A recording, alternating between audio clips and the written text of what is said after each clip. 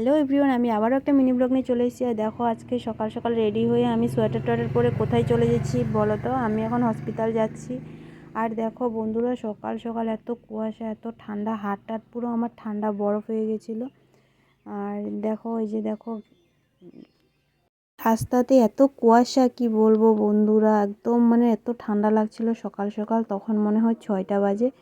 দেখো অটো একটু একটু চলছিল আর এত কুয়াশা ছিল, কি বলবো। দেখো দোকানপাটগুলো ভালোভাবে খোলেনি, একটা দুইটা করে দোকান খুলেছে, সেরকম দোকান টোকান খুলেনি। বলতে বলতে আমি বড়বাজারে চলে গেছি। দেখো বড়বাজারের অবস্থাটা।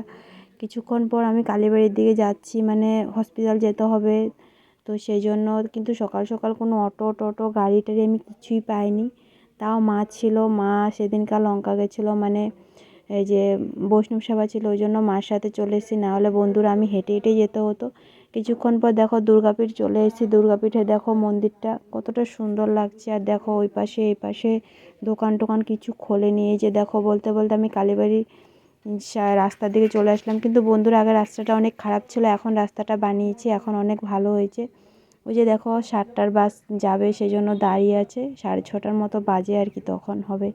এই যে দেখো কালী মন্দিরটা আমি একটু ইয়ে মানে জুম করে দেখাচ্ছিলাম। আর এই যে দেখো বলতে বলতে আমি ঠিক কালীবাড়ির সামনেই চলে এসেছি। দেখো আর দেখো একটু কয়েকটা মানে 2-4টা করে মানুষও দেখা যাচ্ছে, সেরকম দোকানপাটও খোলেনি, কিছু কিছু খুলেছে। আর ঠান্ডা না, ঠান্ডার জন্য দেখো লঙ্কা যাওয়ার জন্য গাড়িগুলো দাঁড়িয়ে আছে।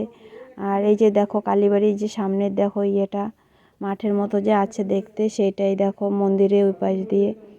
আর ওইখানে আমি কিছুক্ষণ দাঁড়িয়ে দাঁড়িয়ে ফুটেজ নিচ্ছিলাম।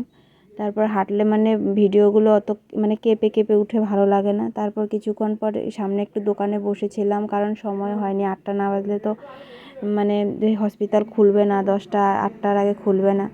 চলো তাহলে ভিডিওটা এখানে শেষ করছি। ভালো লাগলে একদম সাথে টাটা, সবাই সুস্থ।